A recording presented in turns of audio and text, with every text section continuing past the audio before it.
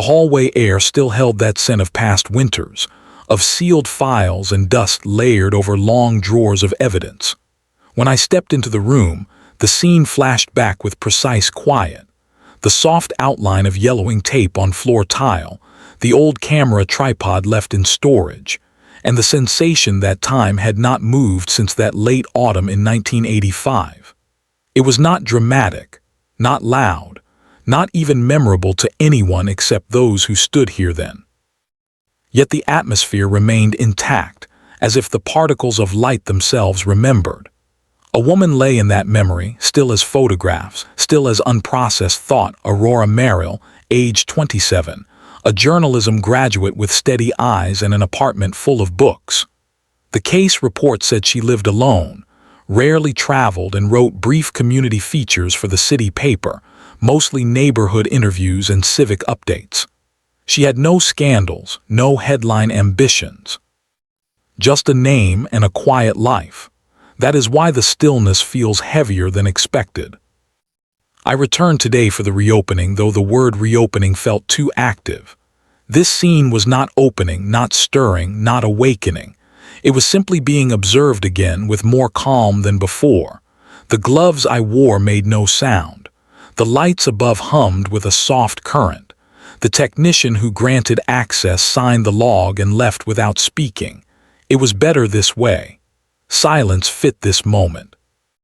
I began with the folder labeled AM1985, thin but not underdeveloped. Photos, initial canvassing notes, neighbor statements, phone logs with actual handwriting. The paper smelled of attic air, time-stored fabric, and old adhesive. I turned each page deliberately. No rush. Aurora's life did not require urgency, it required accuracy. A single photograph drew me in. She stood on her balcony in late summer sunlight, wearing a soft green cardigan, laughing at someone behind the lens. There was no exact time stamp, but the color fading suggested long exposure to drawer light. The balcony fence, metal with peeling paint, curved slightly inward. That detail became relevant later. For now, it was simply part of the scene, like the potted rosemary arranged near her elbow. Aurora grew small things. That was noted in her interviews. Herbs, succulents, lavender by the kitchen window. That quiet cultivation suggested patience, someone who planned even the smallest detail of her daily rhythm. In December of that same year, on a night that carried rain and freezing air, she was found inside her apartment. No forced entry, no sign of struggle recorded. She appeared resting, almost composed. The official statement from the time designated the passing as unresolved. Unresolved is a neutral word, but it holds weight. I looked up from the file. The room around me was pale, washed in fluorescent tone. The narrow windows let in nothing but muted city sound. A cart sat beside the shelves with reels of tape stored in clear cases. That was my next step. The tape machine clicked twice before it accepted the reel. No voices at first, only static. Then the soft tone of the original field interview. A neighbor, Mrs. Lang, age 62. Her voice was polite, hesitant. She said Aurora often received deliveries, books mostly, and occasionally letters. She never mentioned visitors. She described Aurora as disciplined, early to rise, punctual in her walks to the bus stop. But one detail, spoken gently, caught the edge of my thoughts. On the week before Aurora's passing, she received a package without a return label. Mrs. Lang noticed because Aurora commented on it in passing, even joked that it was a surprise without a sender. That phrase repeated itself in my memory, echoing through the reels, though she only said it once. I paused the tape, rewound 5 seconds, played it again. Same softness, same wording, a surprise without a sender. It was procedural to note it, but at the time it had not pointed in any clear direction. Now, decades later, that line aligned with the new evidence flagged by the lab. Adhesive residue on the flap of a box, catalogued but never examined beyond surface analysis. Lab technology in 1985 lacked the precision of current methods, so I requested the item from secure storage. The technician returned after a quiet knock.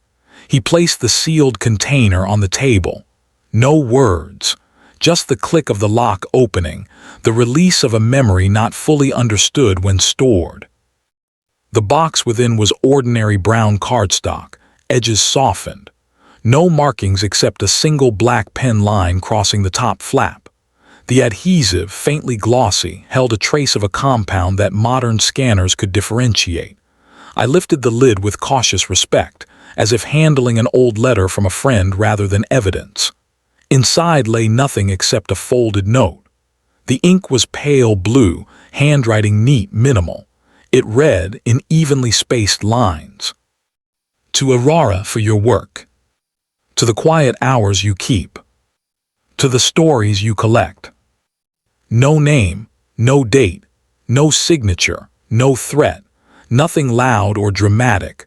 A calm acknowledgement of her schedule, her craft, her identity, almost appreciative. That was what unsettled me most, the tone of affirmation rather than disturbance. I shifted in my chair. The sound of fabric against metal echoed too sharply. I waited for the room to soften again. A fingerprint analysis in current conditions revealed something small, oil patterns consistent with printer ink residue. That is, not the ink of handwriting but ink of commercial printing devices. The note appeared handwritten, but whoever handled it carried microscopic traces of machine ink on their skin. Not damning, just precise. And precision builds direction. I reviewed the phone logs next. Aurora made 4 calls in the week preceding her passing. 1 to her editor, 1 to her sister in Tacoma, 1 to a bookstore special order desk, and 1 to a number not included in records for caller identity. The note on that line, written in pencil by the officer recording the log, simply said, brief, polite, ended quickly. No transcription, no recording. It was then I noticed a slip of paper tucked behind the call sheet. A business card, edges crisp despite the years. The name, S. Holbrook. Title, City Records Liaison. Nothing remarkable, until I checked the personnel list attached to the 1985 Municipal Office Directory. That same liaison had transferred departments in late October, just weeks before Aurora's final days. And the forwarding address listed for that role matched the neighborhood of Aurora's balcony view. Not close enough to be suspicious by itself, but close enough to be noticed. I remembered her photo again, Aurora laughing, balcony railing curved. The air around that memory carried light dust motes suspended in sun. She looked content, unaware of the quiet puzzle forming around her life. I found a field note in the folder almost overlooked, a brief interview with Holbrook conducted months after the case. His responses were short, courteous. He said he had met Aurora once in a public archive room discussing neighborhood election statistics. He claimed no ongoing communication, no meetings beyond that single exchange. It was all straightforward. But there was a detail in his statement. He referenced her article on local library restoration efforts. Minor, almost insignificant, except Aurora never published that piece. It remained in her notes, incomplete drafts found on her desk. She had mentioned to her editor that it needed one more source to feel balanced. That suggests Holbrook saw the draft, and if he saw the draft, he was in her apartment or in possession of her file copies. I leaned back. The room dimmed in my perception. The faint hum of the tape machine was steady, like breathing. Holbrook's personnel file indicated he left the city entirely in 1986. Quiet relocation, no recorded reasons. The family of Aurora had always wondered if someone in her professional sphere held answers, but they never pressed. Their conversations with me years later remained composed, polite, grateful for renewed attention, but careful not to demand closure. I thought of the phrase on the note again, to the quiet hours you keep, a recognition of routine. Someone observed her schedule closely enough to mirror it in writing. Routine becomes map, and map becomes direction. I shifted to her day planner, preserved with gentle handling. The final week had 3 entries: pick up developed film, return borrowed census ledger, and call SH Wednesday. That was written in shorthand but unmistakable. SH could be anyone, of course, but the proximity to Holbrook's initials was impossible to ignore. Not dramatic, simply logical. The snow outside the evidence windows intensified, softening the city view. The cold air thickened. I stood and walked toward the balcony photo pinned to the file board. Aurora's laugh in that captured moment seemed less carefree now. Not sad, not fearful, just unaware of the quiet attention gathering around her. My return to this case was not driven by regret or urgency, but by the precision of unexamined fragments. The twist was not a reveal but a line connecting slowly, patiently. Holbrook's access to draft files, his relocation without comment, the unsigned note with familiarity threaded through its wording, each detail, quiet and deliberate. I sat again, noting each item with controlled clarity. Justice, if it came, would be procedural, written in forms, stamped, filed, confirmed. But something beyond the paperwork remained unsettled. The echo of her balcony laughter, the rosemary pot she tended, the soft cardigan she wore in late summer sun. Time did not heal this room, it preserved it, and preservation is its own kind of memory. The corridor outside the evidence room stretched in a long, unbroken line, faint overhead lights marking the passage of hours that no one counted anymore. When I stepped back inside, the container remained exactly where I left it, the note still resting with a kind of composed silence. Nothing in this case raised its voice. Everything spoke in understatement. I turned to the secondary archive, where personal effects were stored in climate-regulated drawers. Aurora's belongings had been catalogued with steady handwriting by the original investigator, a man known for meticulous record-keeping. The drawers slid open with a muted glide. Inside, a small collection of items: keys, library card, bus pass, notebook, and a slim audio cassette labeled in her handwriting, "Interview. R. Keene, Community Election Data." It was dated 2 months before her final winter week. The cassette clicked into the machine. Soft ambience at first, shuffling papers, a chair being adjusted. Aurora's voice emerged, calm, thoughtful, careful, with pauses. "I appreciate your time," she said, the words evenly spaced. The respondent, Keene, answered with quiet courtesy. Their conversation held no evident tension. They discussed voting patterns, community involvement, library hours.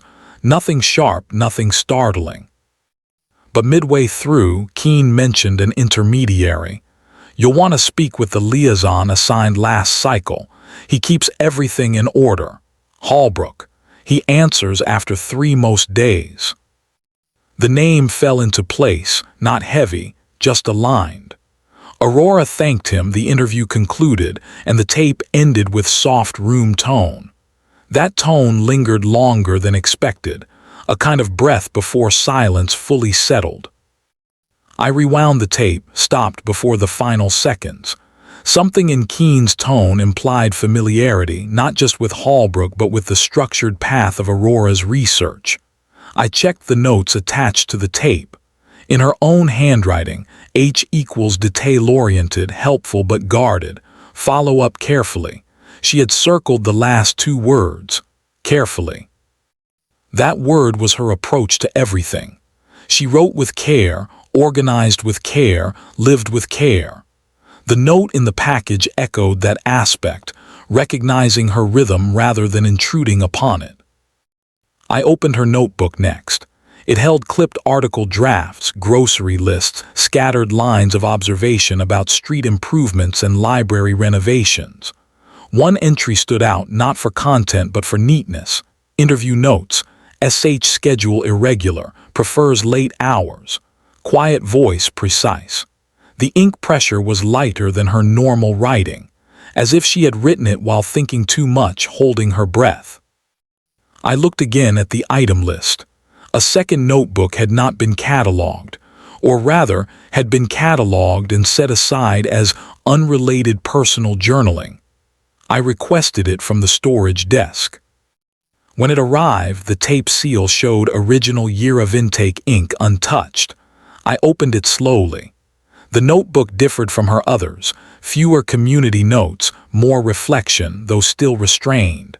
Aurora was not confessional. Her entries were observational even when personal. One page dated early November simply read, "Interview pending with SH interest in access protocols.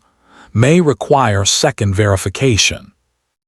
Interest in access protocols. That phrasing suggested procedure, not personal early connection. Something about the way she wrote it implied she had become aware of his role extending beyond paperwork. The page after held a different kind of entry, received envelope with no sender designation. Content pleasant, tone composed, unsure of intention, keep for record. She logged it like evidence, not like a card. She understood documentation. The envelope she described matched the package. The tone matched the folded message. If there had been multiple correspondences, the logs of deliveries might show it. I moved to the old mail ledger section. Her building kept manual entries back then, signing in any posted items left at the front desk. In the week before that winter, her name appeared twice. The first entry matched the package date. The second, 3 days later, had no tracking number. Just a time stamp 4:12 p.m. and initials indicating pickup. The initials were not hers. Not Aurora's, not the clerk's.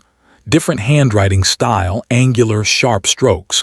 If someone collected her mail for her, it would have been noted. If a clerk signed, the standard style would appear. This hand was unfamiliar. I copied the initials exactly into my notes, tracing their angle, SH.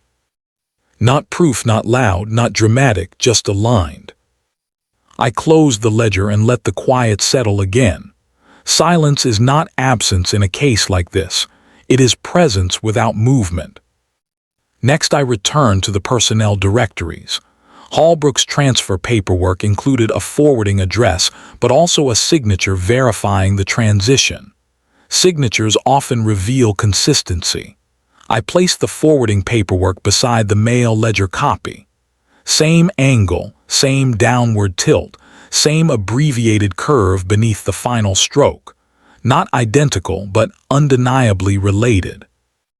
I recorded this, not as conclusive but as connective. Near the bottom of his file rested a reference letter he once submitted for municipal reassignment. It described him as reserved, procedural, capable of sensitive archive handling. Reserved appeared twice. The repetition made it stand out. I thought again of Aurora's balcony image, her relaxed posture, her lighter expression. Those moments likely existed far apart from her investigative work, yet the circles of her professional path intersected, calmly, with Holbrook. I shifted to another archived reel, this one logged months after Aurora's passing. It contained a follow-up interview with the building attendant. His tone was respectful. "She was always timely," he said. When asked about visitors, he paused. Long, quiet pause. Only once, a man, soft voice, polite, didn't stay long. The interviewer asked if he remembered the date. He did not, but remembered the coat. A gray wool with smooth lapels. A detail without implication, simply texture. Yet it matched Holbrook's personnel photo from the same period, formal wool coat, understated. I rewound and replayed the word polite. Spoken by the attendant by Keene, implied by Aurora's own notes. A consistency of tone, not character judgment. I removed the last item from the drawer. a developed film strip labeled Community Library Interior, Sunset Light. Most frames captured ordinary shelves, dust and sun, chairs angled near reading lamps. But in the final frame, Aurora had turned the lens slightly, catching the far end of the archive desk. A stack of folders, a coffee cup, and a blurred figure leaning to one side, half out of frame. The silhouette was not sharp enough to define features, but the posture, the tilt of shoulder, resembled Holbrook's personnel ID image. The exact slight lean of someone accustomed to reading on high counters under desk lamps. This was not revelation, only accumulation. That is how cases like this move, not with spectacle but with sequence. I stepped back from the board and let the fragments arrange themselves. They did not snap into place, they settled. Aurora's life, her routines, her cautious method of interviewing, her careful notes, they were observed by someone within an administrative network she accessed for research. Not intrusively but attentively. Her schedule became familiar. Her drafts became known. Her presence in the archival rooms became expected. I revisited the note for the third time that day. To the quiet hours you keep. Not sentiment, not admiration, recognition. Recognition implies awareness, and awareness implies contact beyond official lines. When the updated analysis report came from the lab, it contained an itemized list, adhesive markers, fiber traces, ink compounds. Among them, a microscopic strand of wool consistent with formal overcoat textile, neutral in itself, but consistent with the garment described, photographed, and archived. Again, not loud. Only aligned. The case moved forward on that alignment, carried by routine rather than impulse. The eventual procedural outcome, the one recorded decades later, was written in neutral language. Confirmation of contact, confirmation of access, confirmation of presence during documented intervals. The family received closure in a structured manner, with gentle explanation. But here in the evidence room, the narrative still breathed differently. I sat one last time before the balcony photograph, letting the light from the cold hallway fall across her image. Aurora did not appear troubled, did not seem aware of observation. Her life was arranged in modest order. Writing, small plants, bus schedules, recorded interviews. The world around her included others who kept similar hours, who worked in quiet offices, who handled documents and researched the way she handled stories. A parallel rhythm, intersecting without sound. The official record would present the conclusion in measured terms. It would not describe the rosemary pot she watered every morning, or the ink pressure of her notebook entries, or the softness of her laughter caught by a fatting camera. It would not mention the autumn air or the dust in the evidence room. It would simply state contact verified, timeline established, responsibilities assigned. Justice in procedural form often feels like a stamp against paper, present but without human texture. Yet texture remains, even if unrecorded. I closed the folder slowly. The air returned to stillness. Aurora's presence remained, not in mystery but in detail, lived hours, quiet notes, steady documentation. The room held its breath again, not for suspense but for memory. The building exterior carried the same muted brick tone it held in the archived photographs, unchanged by decades of weather and seasonal light. I stood across the street long enough to register the absence of movement, the stillness of windows that had once framed Aurora's daily routines. The corner bakery had changed ownership twice.